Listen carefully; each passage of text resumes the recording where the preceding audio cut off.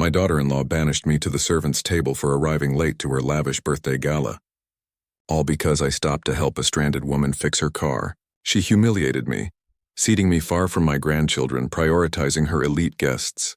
Then the woman from the highway walked in, revealed as a billionaire, and turned the night upside down with a shocking announcement.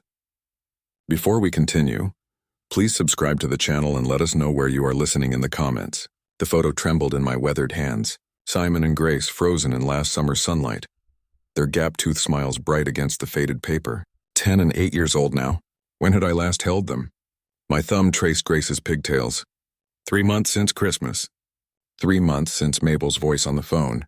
Sorry, Reuben. The kids have that stomach bug going around. Then Seth's Instagram showed them at Aspen building snowmen in designer jackets. The leather armchair groaned as I adjusted my position, stretching for the cordless phone on the side table. My coffee had turned cold long ago, with lipstick still staining the rim of Martha's cherished mug. I continued using it, imagining she could stroll through the door at any moment, wondering why I hadn't reached out to the children yet. It was 7:30 on a Monday night. Seth would be back from his IT position, assisting with schoolwork, perhaps enjoying a cartoon alongside them. I envisioned Grace's giggle, Simon's focused expression during arithmetic exercises. My finger lingered over the speed dial. Number 2 just after the home line, though Martha's entry remained at number 1. I couldn't erase it. The phone rang twice. Hello. Seth's voice echoed with the lively disorder of household routines. TV murmurs, children squabbling over minor issues. Seth. Hello, son. I cleared my throat, sitting up straighter as if he might notice. Listen, what might I pick up for Mabel's birthday? A pause lingered between us.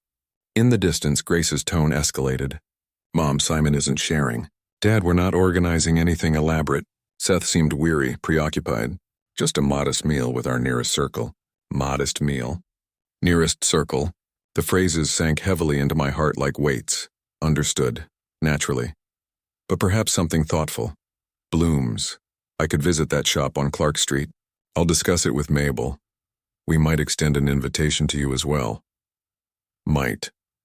The term dangled there, as nonchalant as chatting about the forecast. Might they involve their own kin? Could I visit the grandkids? The query slipped out before I could rein it in. It's been ages since we— Grace, quit pestering your brother. Seth's voice faded from the receiver, then came back. Apologies, Dad. Supper's cooling off. Mabel's summoning us all to eat. Certainly I merely thought I truly must run. Appreciate the call regarding the present suggestion. The connection ended abruptly. I pressed the phone to my ear until the tone buzzed, then set it down gently on the side table. Through the slim walls, Mrs. Patterson's TV blasted a quiz program. Victor's rejoicing, crowd applauding. I retrieved my little notebook, the one I'd employed for job tasks when my hands repaired motors rather than shaking over family snapshots. I sketched a precise line beneath yesterday's entry, inscribed Mabel birthday Thursday in dark script. Beneath that modest meal, nearest circle, the calendar on the coffee table displayed April 21st marked in red. Thursday the 24th remained empty, awaiting 3 days to determine how to merit inclusion. The mantel displayed additional pictures.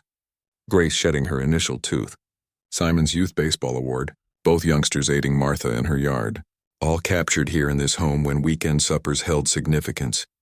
I shut the photo collection, yet retained Simon and Grace's image slipped amid the sheets of my notebook. Tomorrow I'd consider presents, subtle acts that could unlock entrances. This evening I'd tally the moments until Thursday and ponder if this occasion might vary. My finger outlined Thursday's vacant box on the calendar, then grasped a pen to sketch a tiny ring around the day. 20 hours on, soil stuck to my nails as I knelt amid tomato vines in the rear garden. Tuesday afternoon rays heated my shoulders through the worn plaid shirt. The young plants demanded regular care, a lesson Martha imparted before the illness silenced her words. Then all else. Coming along nicely, Reuben, Mrs. Patterson shouted from her kitchen pane. I gestured, rose with my aching spine, and inspected the mailbox for the third occasion that day. Still seeking inspiration for birthday offerings. Perhaps a brochure featuring items suitable for a 40-year-old corporate lady I scarcely understood. Vacant once more, only invoices and supermarket ads. The cordless phone chimed from within the residence. I hurried to the rear entrance, brushing earth from my hands on the cloth by the basin. The display indicated an unfamiliar number. "Hello, this is Ruben, it's Mabel." Her voice held that sharp business-like inflection from her ecological advisory company. "No affection, no chit-chat. I'm contacting you about my birthday this Thursday." I groped for my notebook, pen poised. "Yes, Seth indicated you could. I'm asking you to attend. It'll be at Lakeview Manor Eatery beyond town. Upscale venue." She halted and I detected documents rustling. "Thursday night, 7 o'clock precisely. Lakeview Manor." I noted it meticulously, my script abruptly unsteady. That's splendid, Mabel, grateful for the inclusion. "Attire suitably. It's no ordinary eatery."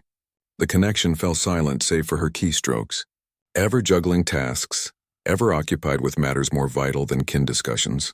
I gazed at my notations. "Lakeview Manor, upscale venue, 7 p.m. "Mabel, I must inquire." I wavered, then proceeded. "Seth mentioned a basic supper. This appears rather posh." Arrangements shifted. Her manner implied the dialogue was concluding. "It'll be a splendid festivity now. Present a meaningful offering." "Naturally. Will Simon and Grace attend?" "They'll attend."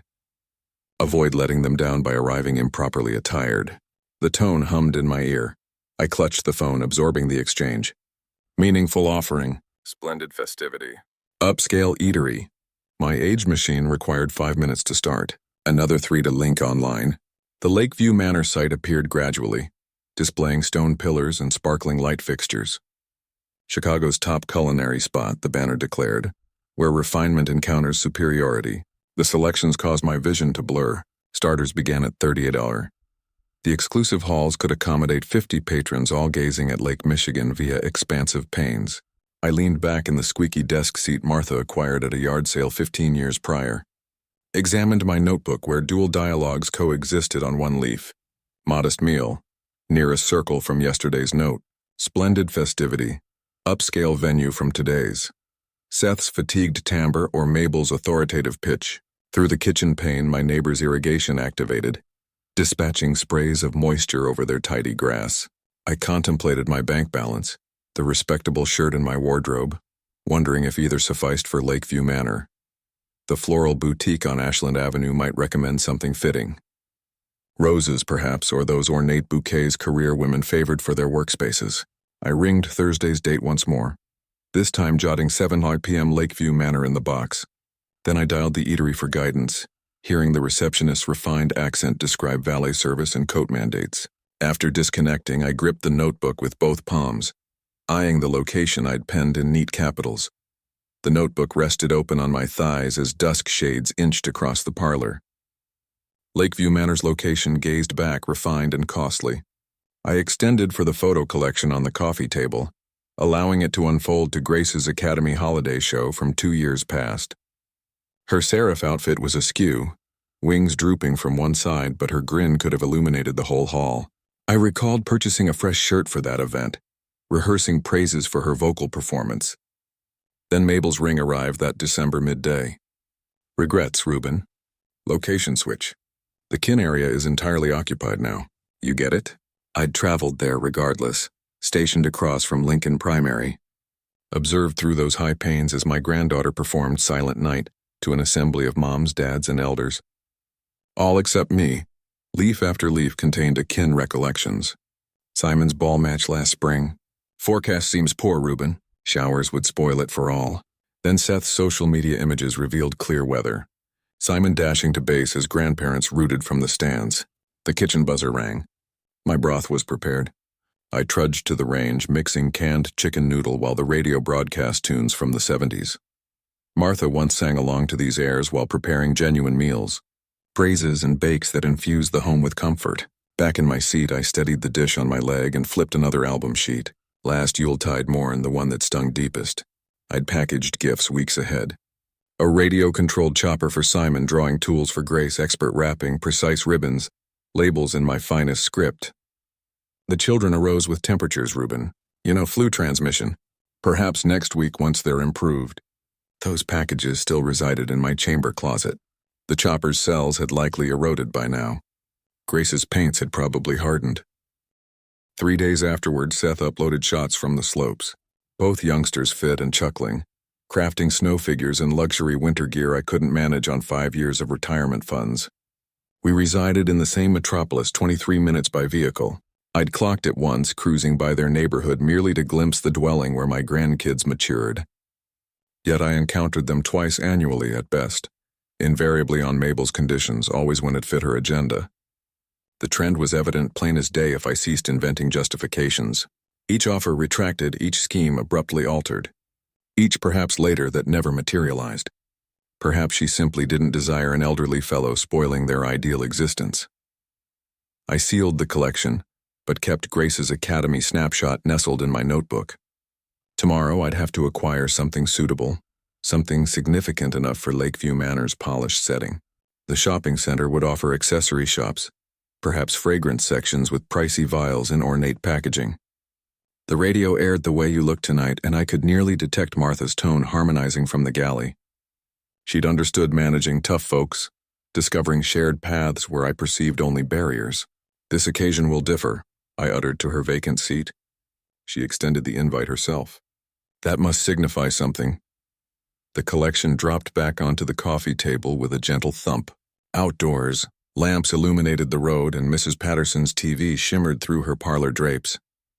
Ordinary households enjoying ordinary nights, elders incorporated without query or stipulation. I transported my vacant broth dish to the galley, washed it thoroughly, and set it in the drainer to air. Then I ascended to my chamber where my single fine shirt dangled in the wardrobe beside labor attire I no longer required. Tomorrow I'd purchase blooms and wish.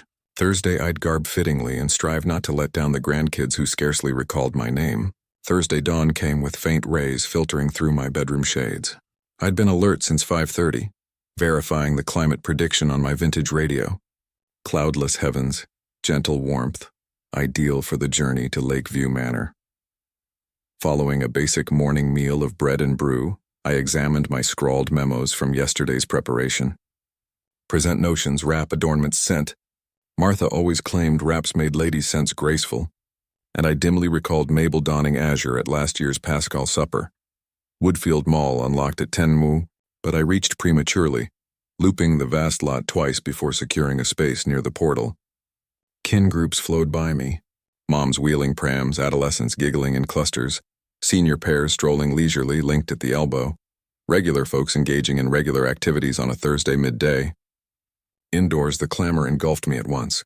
Dialogues rebounding from lofty roofs, youngsters weeping, registers chiming ceaselessly, emporiums extended every way, their vivid exhibits vowing joy via acquisition. I roamed through Macy's initially, inspecting purses that exceeded my monthly food allowance.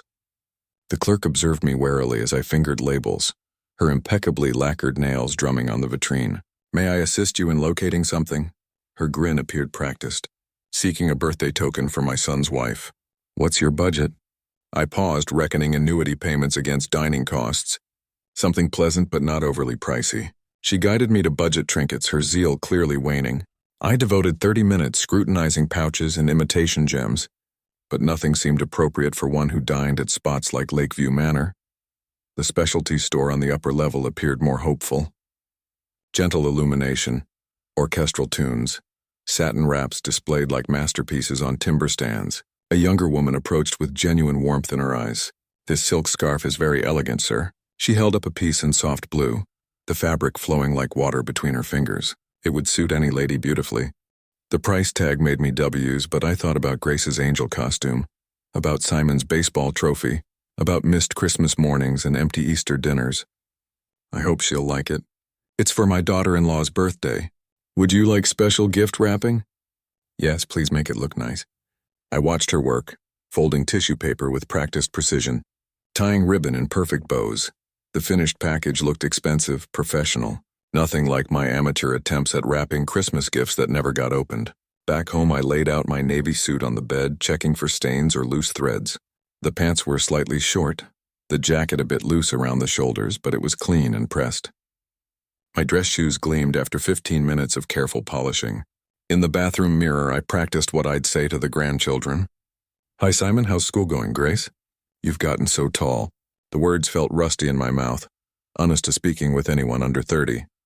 The gift sat on my kitchen table wrapped in silver paper with a blue bow, elegant enough for Lakeview Manor, expensive enough to show I cared, appropriate enough to avoid embarrassment.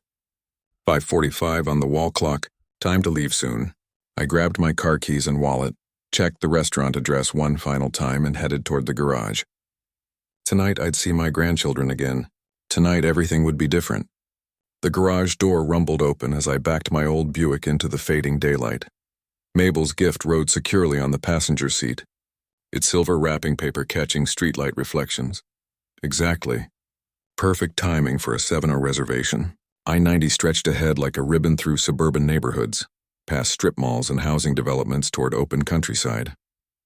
The radio played Martha's favorite oldies station, and I found myself humming along to songs from our early marriage. Moon River had been our wedding dance. At a red light, I checked the printed directions one more time. Lakeview Manor, 23 miles outside the city, overlooking Lake Michigan's southern shore. Elite dining, elegant atmosphere, substantial gift required. The suburbs gave way to farmland as traffic thinned.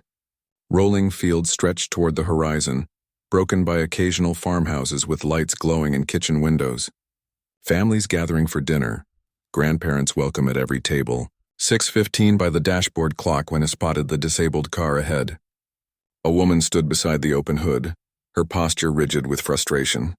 Dark hair, simple clothing, dignity, despite obvious distress. My first instinct was to drive past. I was running late, wearing my best suit, carrying an expensive gift. But 40 years of fixing engines had trained my eyes to recognize automotive despair, and my conscience wouldn't let me abandon someone in need. I pulled behind her car, hazard lights blinking, and walked toward her with the careful pace of someone offering help to a stranger. "Ma'am, do you need assistance?" She turned with relief flooding her features. "Oh, thank goodness. I don't know what's wrong." He just stopped running. Her voice carried education and authority despite the grease stain on her simple blouse. Quality car, too. Late model sedan, well-maintained, except for whatever had stranded her here. "Let's take a look under the hood." The engine compartment told its story immediately. Battery terminals corroded, voltage meter reading 0, alternator belt intact, but useless without power. Classic failure pattern I'd seen thousands of times in my workshop days. "Looks like your battery's dead. Probably been weakening for weeks. Finally gave up today. Can you fix it? I have jumper cables in my trunk. This shouldn't take long." She watched me work with curious eyes, asking intelligent questions about the repair process. Not the helpless female stereotype some men expected, but someone genuinely interested in understanding her car's mechanics. "You're very kind to stop. Most people just drive by." I connected the cables with practiced efficiency. Red to positive, black to negative. Years of muscle memory guiding my hands. My wife used to say helping strangers was just good sense. Never know when you might need help yourself. The engine turned over smoothly on the second try. I let it idle while checking voltage levels, ensuring the alternator would recharge the battery properly. Professional pride demanded thorough work even for roadside repairs. "There you go. Should work fine now. How much do I owe you?" The question surprised me. Payment never occurred to me. This was just what decent people did for each other. "Nothing at all, ma'am. Just be careful on these highways," she insisted. But I was already packing up the cables. Girardino. Definitely running late for Lakeview Manor. The grandchildren would be wondering where Grandpa was. "Where are you headed this evening?" she asked, genuine curiosity in her voice. "To my daughter-in-law's birthday party." Something flickered across her expression. Amusement, recognition. I couldn't tell which. "Well, I hope you have a wonderful time. Maybe we'll see each other again. Maybe. So, drive safely now." Back in my Buick, I watched her pull away in the rearview mirror, her tail lights disappearing around a curve. Nice woman. Well-spoken, gracious despite her trouble, the kind of person Martha would have liked. 7:05 when I reached the restaurant parking lot. Late, but not disastrously so. Her engine purred like new machinery as I wound the jumper cables into neat coils. And years of automotive repair had taught me to appreciate the sound of smooth combustion. And this car would run perfectly now that proper voltage flowed through its electrical system. "Test your lights, radio, air conditioning," I suggested, wiping grease from my hands with the shop rag I always kept in my trunk. "Make sure everything's working properly." She followed my instructions methodically, checking each system with the thoroughness of someone who understood the importance of details. Interior lights, headlights, turn signals, windshield wipers. Everything functioned correctly. "Perfect, you've saved my evening." She stepped out of the car with obvious relief. "Now what do I owe you for the repair?" The question still seemed strange. Ma'am, I told you nothing at all. This is just what neighbors do for each other. But you're not my neighbor. You're a stranger who stopped to help when dozens of other cars drove past. Her voice carried gentle insistence. Surely I can pay you something. I shook my head firmly while closing her hood. My wife Martha always said kindness wasn't a business transaction. You'd do the same for someone else, I'm sure. A knowing smile played across her lips. Where did you say you were going tonight? My daughter-in-law's birthday celebration, Lakeview Manor Restaurant. I glanced at my watch. 6:45 now. Actually, I should be heading there soon. The smile widened, though I couldn't understand why. Lakeview Manor. That's quite an elegant establishment. Yes, it's supposed to be very fancy. Elite dining, my daughter-in-law called it. I straightened my tie self-consciously. I hope my suit's appropriate for their standards. I'm sure you'll fit in perfectly. She walked back toward her car but paused with her hand on the door handle. You know, it's interesting how life brings people together at exactly the right moment. How do you mean? Oh, just that sometimes strangers meet for reasons that become clear later. Her eyes held an amused sparkle. Maybe we'll see each other again sooner than you think. I chuckled politely. Maybe so, but I doubt it. Chicago's a big city. Smaller than you might imagine. She slid into her driver's seat, rolling down the window. Thank you again for your kindness. Have a wonderful evening with your family. Drive carefully now and get that battery checked at a service station soon. She waved as I walked back to my Buick, and I watched her taillights disappear around the bend before climbing behind my steering wheel. Nice encounter. The kind that restored faith in human decency. Martha would have approved, yes, by the dashboard clock. Definitely late now, but only by a few minutes. I pressed the accelerator harder, eager to reach Lakeview Manor before my absence became noticeable. The woman's parting words echoed in my mind as I drove through the darkness. Maybe we'll see each other again sooner than you think. Odd thing to say to a complete stranger. But some people were naturally optimistic about coincidences. My thoughts returned to the evening ahead. Simon and Grace waiting at an elegant restaurant, probably dressed in their Sunday best. Seth making awkward conversation while Mabel managed every detail of her perfect celebration. Me arriving with an appropriate gift and genuine enthusiasm, determined to be the grandfather they deserved. The GPS announced my destination in half a mile. Lakeview Manor's lights appeared through the trees, warm and welcoming against the dark lake beyond. Valet parking just as the hostess had mentioned over the phone. I pulled up to the entrance, gifts secure in my hand, ready to give my granddaughter and grandson the birthday celebration their grandmother would have wanted them to remember. Lakeview Manor's entrance doors gleamed like polished mirrors under crystal chandeliers. I checked my appearance one final time in the car's side mirror, smoothed my navy suit jacket, and gripped Mabel's gift with confidence born from Martha's old advice. Walk in like you belong there. Valet attendants in crisp uniforms directed expensive cars, Mercedes, BMW, Lexus models that cost more than my annual pension. My weathered Buick looked humble among the luxury vehicles, but the young man who took my keys offered the same professional courtesy he'd shown the Porsche ahead of me. Inside, live piano music drifted through air scented with expensive flowers. White tablecloths, silver cutlery, crystal wine glasses, catching light from overhead fixtures, everything elegant, refined, perfect. Exactly the light dining Mabel had promised. Then I saw the crowd. 50, maybe 60 people mingled throughout the spacious dining hall. Business suits, cocktail dresses, champagne glasses, animated conversations about quarterly projections and market trends. Professional networking in full swing, not a family birthday celebration. This wasn't Seth's small dinner with closest people. Mabel stood near the bar, stunning in a black designer dress, gesturing expressively while 3 men in expensive suits hung on her every word. Environmental consulting success story, holding court among potential clients and business partners. I approached slowly, gift box feeling suddenly inadequate in my hands. Sorry I'm late, I said, interrupting her conversation. Had to help someone on the highway with car trouble. Her expression froze. The businessman glanced at me with polite confusion, taking in my modest suit, my working-class appearance, my obviously lower social status. Reuben. Her voice carried ice crystals. What a surprise. He offered the wrapped gift with genuine warmth. Happy birthday, Mabel. I hope you like it. She accepted the package like it might contaminate her manicured fingers, setting it quickly on a nearby side table without acknowledgement. The businessmen exchanged glances, reading social cues I was only beginning to understand. Thank you, she said dismissively, already turning back to her conversation partners. Gentlemen, as I was saying about sustainable energy initiatives, Mabel, where should I sit? I'd love to see Simon and Grace. Another frozen moment, calculations behind her eyes, measuring damage to her professional image against family obligation. Oh dear Reuben. What a shame. All the seats at the main table are completely reserved. She gestured toward a small corner table where restaurant staff sat during their break.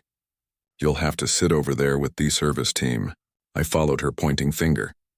A card table in the corner, mismatched chairs, no tablecloth, no place settings, waiters and busboy, seating simple meals between serving duties. There with the waiters. I'm terribly sorry, but the reservation was finalized weeks ago. We simply didn't plan for Chet railed off, letting implications hang in the perfumed air. The businessmen studied their drinks, embarrassed by the awkward family dynamics playing out before them. Other guests began noticing our exchange, conversations dimming as attention focused on the uncomfortable scene. I looked across the room toward the main table where Simon and Grace sat in their best clothes, too far away to approach, too young to understand why Grandpa stood alone by the entrance with nowhere to sit. Understanding hit like cold water. This had been planned, calculated.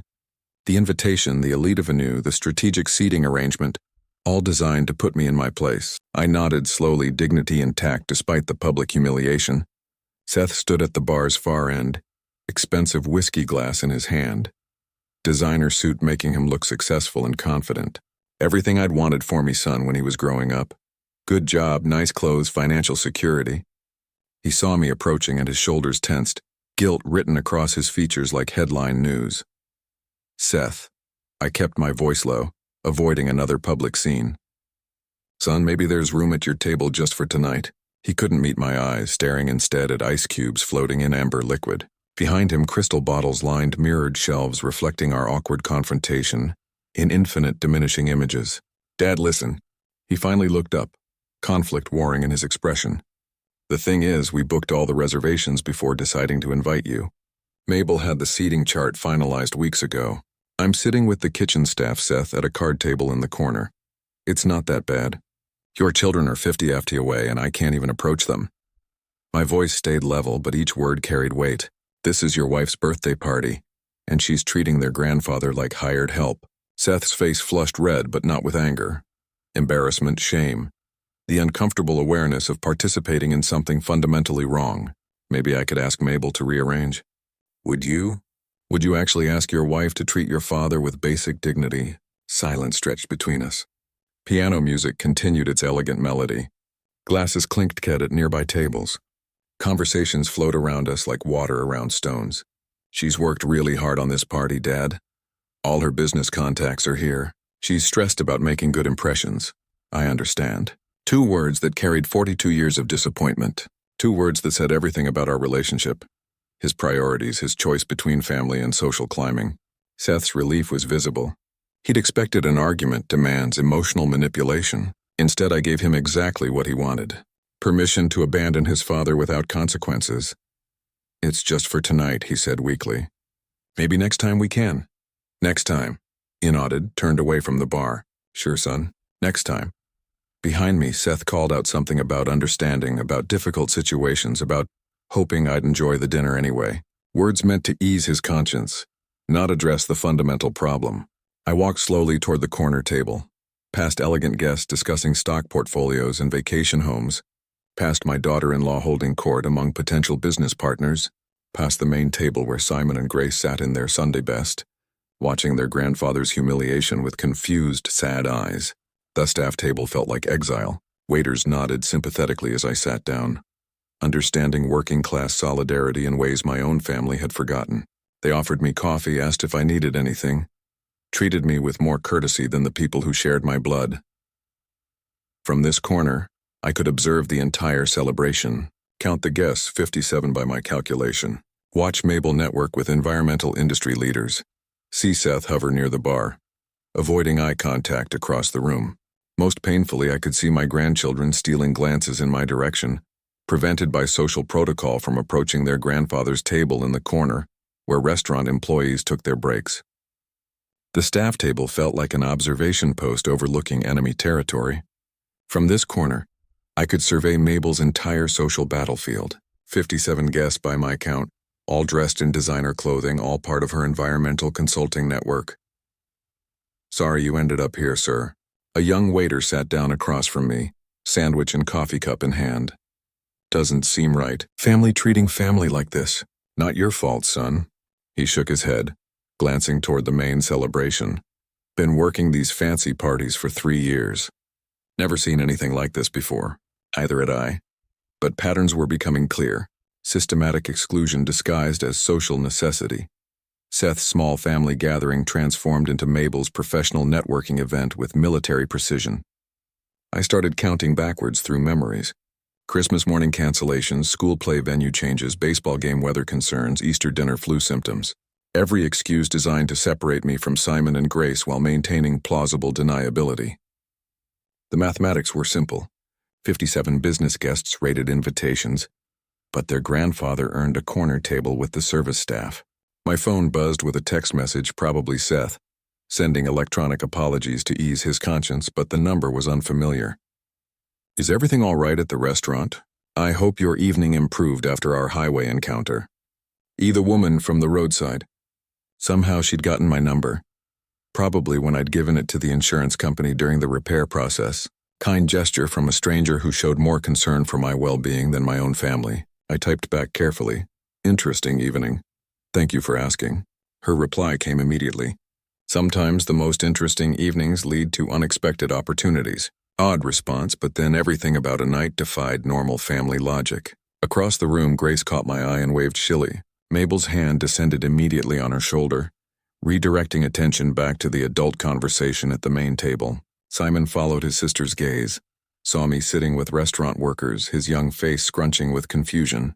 They wanted to approach. They wanted to sit with Grandpa, hear stories, show me their school projects, maybe get quarters for the restaurant's vintage arcade games I'd spotted near the entrance. But social hierarchy kept them imprisoned at the main table while I sat in exile, close enough to see them, far enough away to understand my place in this family structure. 57 guests, I said quietly to myself. Small family gathering. The waiter looked up from his sandwich. "What's that, sir?" Just thinking out loud about truth and lies and the difference between them. My phone buzzed again. Another message from the mysterious E. "The evening isn't over yet." Sometimes the best surprises come last. I studied the text, wondering how a complete stranger could sound so confident about events in my life. But then nothing about tonight followed predictable patterns. From across the room, restaurant doors opened with a flourish. A new arrival stepped inside. Elegant woman with an entourage that commanded immediate attention from the Mahdi and valet staff. I looked up from my phone, squinting through the dim restaurant lighting to identify this latest guest at Mabel's networking extravaganza. Double doors swept open like theater curtains, revealing the evening's final act. Conversation stopped mid-sentence. Silverware paused halfway to mouths. Champagne glasses froze in elegant hands as the entire restaurant turned toward the entrance. She walked in like she owned the building. Designer dress in deep emerald green. Diamond earrings catching chandelier light. Confident stride that spoke of boardrooms and billion-dollar decisions. 2 professional security guards flanked her, scanning the room with practiced eyes while maintaining respectful distance from their employer. My coffee cup rattled against its saucer as recognition hit. The woman from the highway. The stranded motorist whose battery I jump-started less than 2 hours ago. But this wasn't the same person, or rather, this was her true self revealed. Gone were the simple clothes and helpless demeanor. In their place stood someone who commanded respect without demanding it, whose presence shifted the room's entire energy toward her gravitational pull.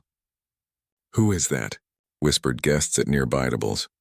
"Must be someone important," came the hushed replies. Across the room, Mabel's face went pale, then fleshed red, then settled into the forced smile she wore during difficult business negotiations. She abandoned her conversation partners immediately, rushing toward the entrance with obvious desperation. "Ms. Howard, what an unexpected pleasure." Mabel's voice carried across the dining hall, pitched higher than usual with nervous energy. Howard. The name meant nothing to me, but it clearly meant everything to everyone else in the room. The elegant woman, Ms. Howard, smiled politely but distantly at Mabel's approach. Professional courtesy without warmth. The kind of interaction that happened between business associates rather than friends. "Good evening, Mabel." I was in the neighborhood and thought I'd stop by. Her eyes swept the room systematically, taking in the elaborate decorations, the expensive wine, the networking conversations, continuing in whispered tones. Then her gaze found me sitting at the staff table in the corner, and her smile became genuine for the first time since entering. "I told you we might see each other again," she said, directing her words toward my corner. Despite Mabel's attempts to monopolize her attention, guests followed her line of sight, suddenly noticing the old man sitting with restaurant workers, trying to understand why this obviously important woman was acknowledging someone at the service table. Mabel's confusion was visible from across the room. Her eyes darted between Ms. Howard and me, trying to calculate connections that didn't compute in her social mathematics. "I believe we have business to discuss," Ms. Howard said to Mabel, but her feet were already moving in my direction. The crowd parted like water, creating a clear path from entrance to corner table. Professional difference guided their movements. Whoever this woman was, she commanded respect from people who weren't easily impressed. Mabel trailed behind.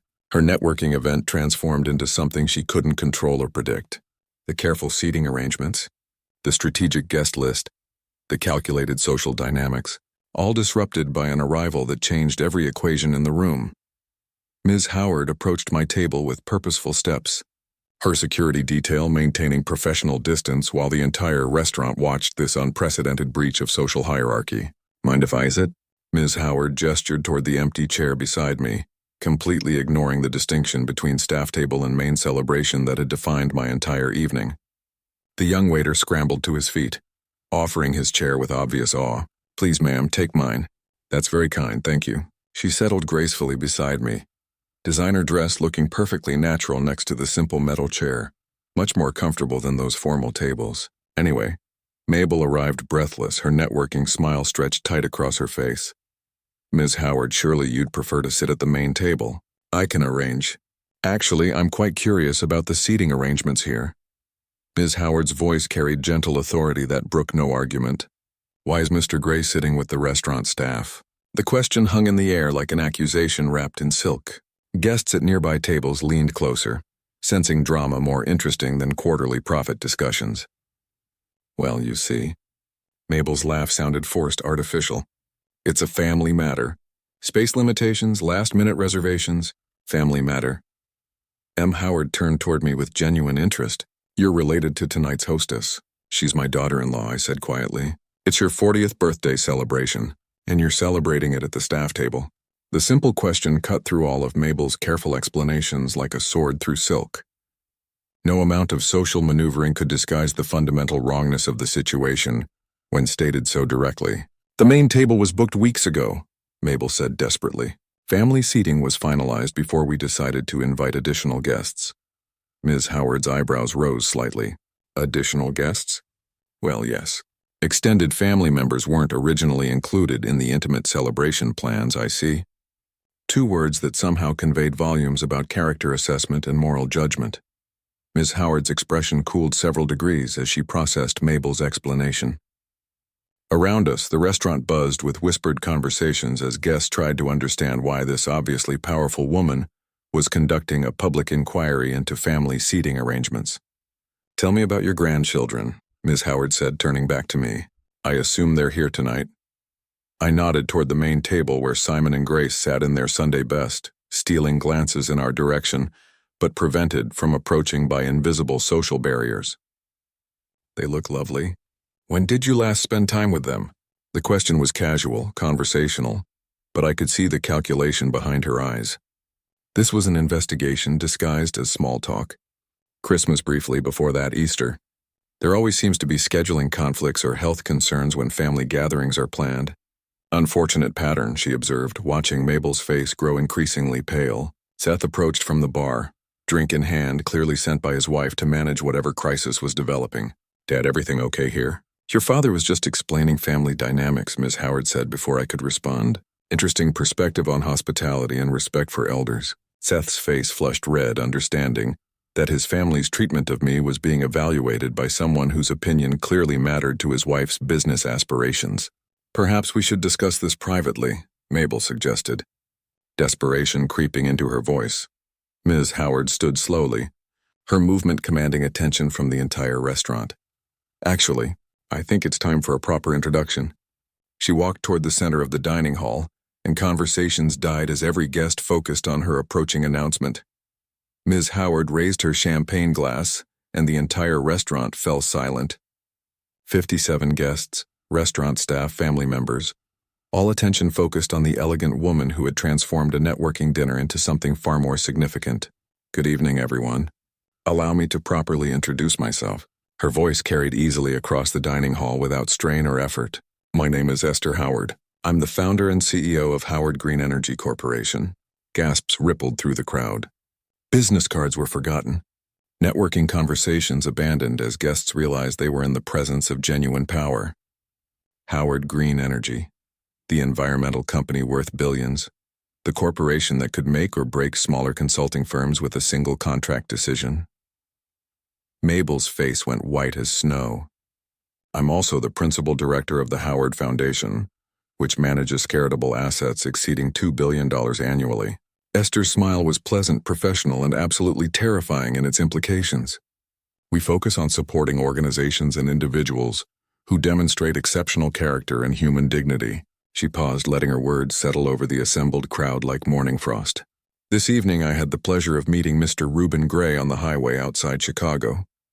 My car had broken down, and this gentleman stopped to help a complete stranger, refusing any payment for his assistance." Her gaze swept across the room, landing on me with warmth before turning back to the crowd. "He told me he was attending his daughter-in-law's birthday celebration at this very restaurant." The silence was deafening. Imagine my surprise when I discovered that this same man, who showed such kindness to a stranger in distress, was seated at a corner table with restaurant staff, separated from his own grandchildren at what was supposed to be a family celebration. Mabel swayed slightly, gripping a nearby chair for support. "And in my business dealings, I've learned that character matters more than profit margins. How people treat others when they think no one important is watching reveals their true nature." Esther's voice remained conversational, but each word fell like a hammer blow. "Unfortunately, what I've witnessed tonight regarding the treatment of Mr. Gray demonstrates a fundamental lack of the values my foundation supports." Guests exchanged glances, understanding that careers were being made or destroyed in real time. "Therefore, I'm announcing that Howard Green Energy will not be pursuing any business relationships with Gray Environmental Consulting. Character and human decency are non-negotiable requirements in our partnerships." Mabel's networking empire collapsed in a single sentence. 2 years of business development, dozens of potential contracts, millions in projected revenue, all dissolved because she couldn't show basic respect to an elderly family member. However, Esther continued, her voice warming considerably.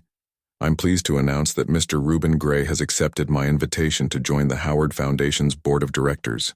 His demonstrated character and natural dignity make him exactly the kind of person we need, guiding our charitable initiatives." The restaurant erupted in murmurs of amazement. Seth dropped his whiskey glass, the sound of shattering crystal punctuating the moment of complete reversal. From my corner table, I watched my granddaughter's confused smile, my grandson's wide eyes, my son's face cycling through shame and recognition of catastrophic error. Esther Howard raised her glass one final time, to Mr. Gray, proof that kindness to strangers creates the most unexpected opportunities and that dignity always finds its proper reward. Justice served elegant and complete. If you liked this story, please like this video, subscribe to the channel, and share your impressions of this story in the comments. To listen to the next story, click on the box on the left. Thank you for watching.